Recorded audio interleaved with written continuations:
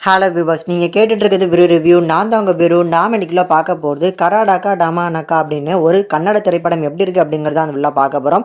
இந்த படத்தில் வந்து நம்ம சிவராஜ்குமார் அண்ட் பிரபுதேவா தான் லீட் பண்ணி நடிச்சிருக்காங்க. இந்த படம் எப்படி இருக்குது அப்படிங்கிறத டீட்டெயிலாக பார்க்கலாம். இப்போ இந்த படம் தமிழ் டப்பிங்கோட பிரைம் வீடியோஸில் அவைலபிளாக இருக்குது. இந்த படத்தோட கதை என்ன அப்படின்னா, நந்திவரம் அப்படிங்கிற ஒரு ஊர். ஸோ இந்த ஊரில் சுத்தமாக தண்ணி வசதியே இல்லாமல் எல்லாமே நிலம் வந்து வறண்டு போய் நிலைமையில தான் இருக்குது. அண்ட் 10 வருஷமாக ஆகி இன்னமும் கோயில் கூட நடத்த முடியாமல் அதுவுமே தடைப்பட்டுக்கிட்டே இருக்குது. இதுக்கெல்லாம் பிரச்சனைக்கு வந்து அந்த ஊரோட அரசியல்வாதி கிட்ட கேட்டாலும் அவனும் பெருசாக ரெஸ்பான்ஸ் பண்ண மாட்டேங்கிறான்.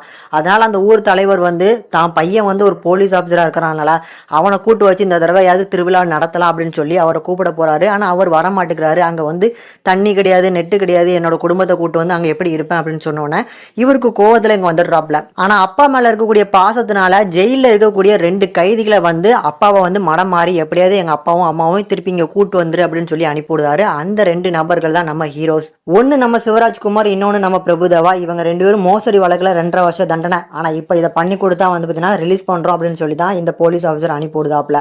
ஸோ இவங்க 2 பேரும் அந்த ஊருக்கு போய் அந்த பேரண்ட்ஸை எப்படியாவது மனம் மாறி இந்த ஊருக்கு கூட்டு வந்தாங்களா, இல்லை வந்து என்ன மாதிரி விஷயங்கள்லாம் அங்கே நடந்தேருது அப்படிங்கிறது தான் இந்த படத்தோட மொத்த கதையுமே. ஆக்சுவலி வந்து நார்மலான ஒரு கமர்ஷியல் படம் தான்.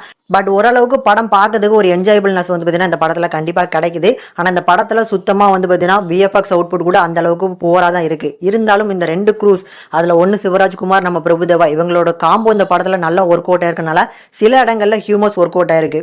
இதை தாண்டி 2 ஹீரோஸ் அப்படின்னா 2 ஹீரோயின் வந்துருவாங்கல்ல, அந்த மாதிரி பிரியா ஆனந்தும் இன்னொருத்தவங்களும் வராங்க. ஸோ அவங்க 2 பேருக்குள்ள இருக்கக்கூடிய அந்த லவ் போர்ஷன்ஸ் ஓரளவுக்கு ஃபீல் குட்டாக வந்து பார்த்தீங்கன்னா படத்தில் ஒர்க் அவுட் ஆயிருக்கு.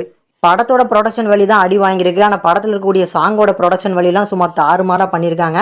ஏன்னா டான்ஸில் பிரபுதேவா இருக்காரு அப்படிங்கிறதுனாலே சூப்பராக பண்ணியிருக்காங்க போல. டான்ஸும் நல்லா இருந்துச்சு. பர்டிகுலரான ஒரு சாங்கில் சிவராஜ்குமார் சாருமே அவருக்கு ஈடு கொடுத்து ஒரு சில இடங்களில் வந்து நல்லா ஆடினாரு, நல்லா தான் பண்ணியிருக்காரு.